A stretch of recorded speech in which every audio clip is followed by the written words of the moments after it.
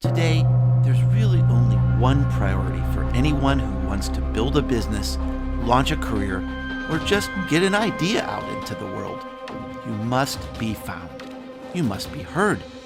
But as the amount of information explodes all around us, standing out seems impossible.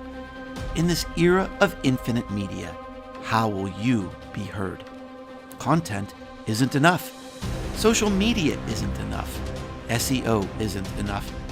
Even being smart and hardworking and passionate are not enough. Does it seem like the odds are hopelessly stacked against you?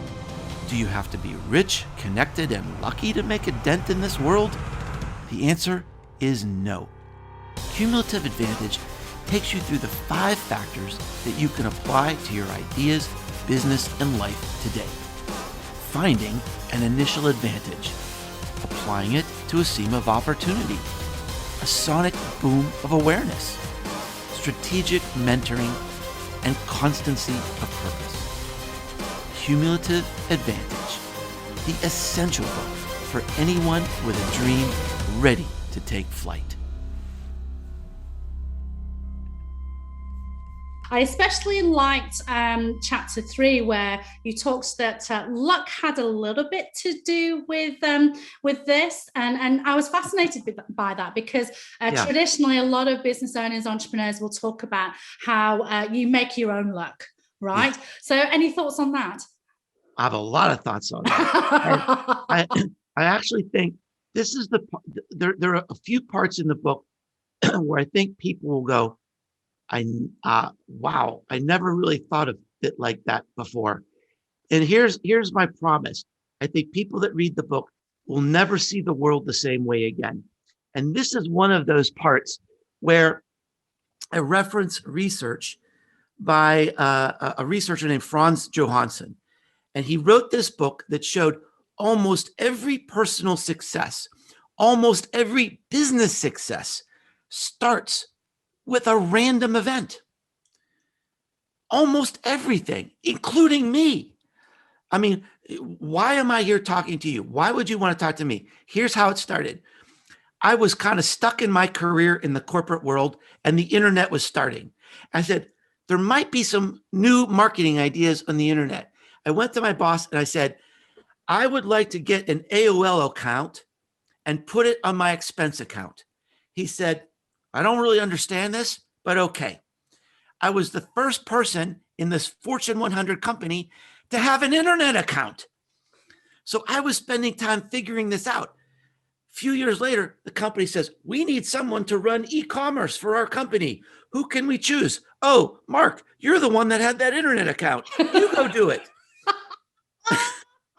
Right? It was one random conversation that started everything. And that's how it works for almost everybody, just for fun.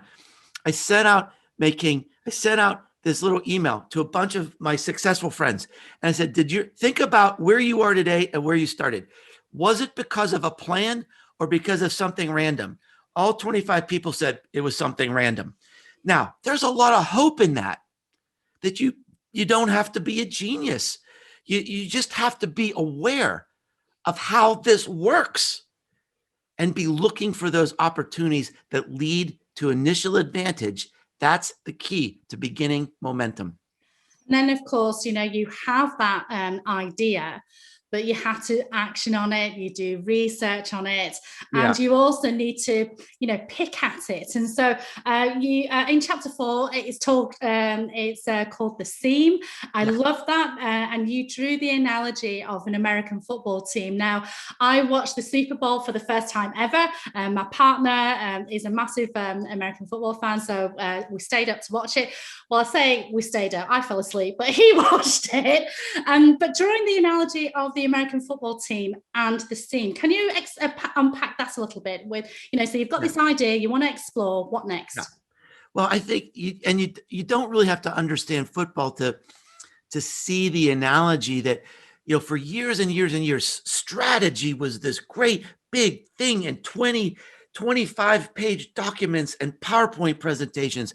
And really what strategy is today, it's about speed and time and space. And in an American football game, the strategy is minute to minute.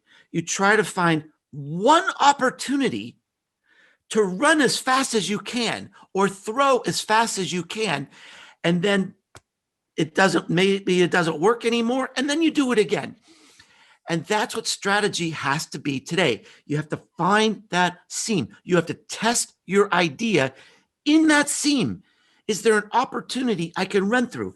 One of the interesting things in the book, I think it's Bloomberg keeps this list of the 100 richest people in the world. There are 10 people on that list who came from poverty. They had no initial advantage. They had no college education. And they're on the list of the 100 richest people in the world. They all did the same thing. They found a seam. It wasn't a strategy. It wasn't a plan.